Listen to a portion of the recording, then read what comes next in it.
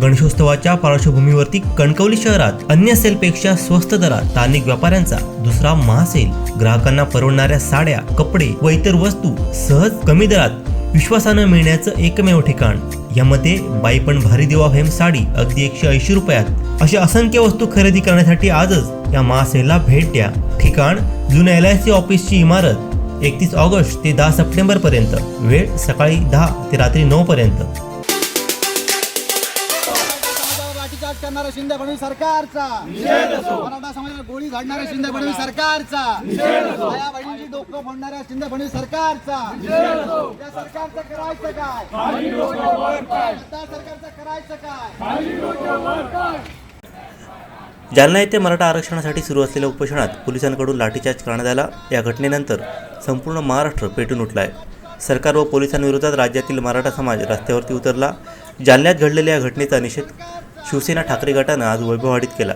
शिवसेनेच्या वतीनं शहरात आज निषेध रॅली काढण्यात आली. या रॅलीत राज्य सरकारविरोधात जोरदार घोषणाबाजी करण्यात आली.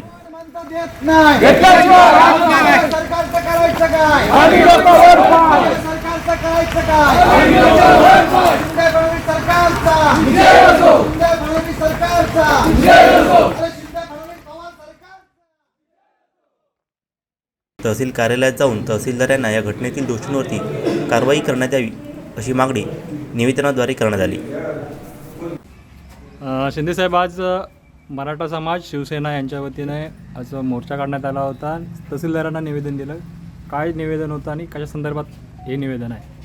मोर्चा म्हणजे आज सकल मराठा समाज व आम्ही शिवसेना सिंधुदुर्ग वैभव तालुका मोर्चा काढण्याचा उद्देश एकच की जो आज मराठा समाज, सकल मराठा समाज हा आपल्या न्याय हक्कासाठी जे आपल्या मागण्यासाठी आज दर्गेच्या नेतृत्वाखाली उपोषण चाललं होतं, शांततेत उपोषण चाललं होतं आणि त्या उपोषणाच्या ठिकाणी आज एक फूल अशा सरकाराने आदेश देऊन तिथल्या आपल्या सर्व मला समाजाच्या आया बहिणी, वृद्ध तसेच सर्व जमलेल्या बांधवांवरती निर्घुणपणे असा हल्ला केला आणि त्या हल्ल्यामध्ये आज लहान मुलं सुद्धा पाहिली नाही. वयोवृद्ध 80 ते 90 वर्षाची वयोवृद्ध महिलासुद्धा पाहिली नाही.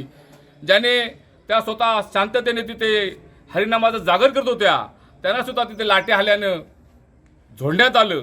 आणि अशा या सरकारचा निषेध करण्यासाठी जेणेकरून त्या आपली स्वतःला आपण मराठा समाज म्हणतो, मराठाचा कुठेतरी आम्हाला आरक्षण मिळालं पाहिजे, जी आपली मुलं उच्च शिक्षण घेऊन आज बेकार फिरत आहेत, यासाठी त्या जरगेंच्या नेतृत्वाखाली उपोषणाचा कार्यक्रम झाला असताना तिथे सरकारने आदेश देऊन सर्वांना लाट्या हल्ला करून जखमी केलेला आहे. आणि ह्याचा कुठेतरी आम्हाला दखल घेऊन आम्ही सर्व मराठा सकल समाजाने दखल घेऊन त्यांचा निषेध करण्यासाठी आम्ही आज माननीय तहसीलदार साहेबांना निवेदन दिलेलं आहे.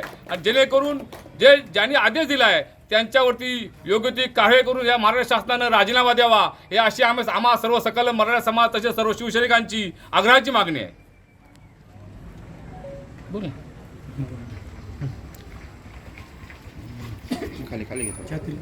या ठिकाणी आम्ही मराठा समाजाच्या वतीनं आणि शिवसेनेच्या वतीनं आंदोलन करून एक जाहीर निषेध केला आणि तहसीलदार मॅडमना आम्ही एक पत्र दिलं की ज्यांनी ह्या गोष्टी केल्यात त्यांच्यावर योग्य ती कारवाई व्हावी.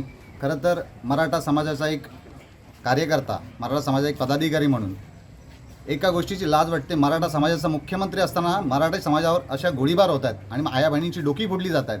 तर एका गोष्टीचा खेद वाटतो आणि लाज वाटते की मराठा समाजाचा आज मुख्यमंत्री बसलेला असताना सुद्धा या गोष्टी घडत आहेत.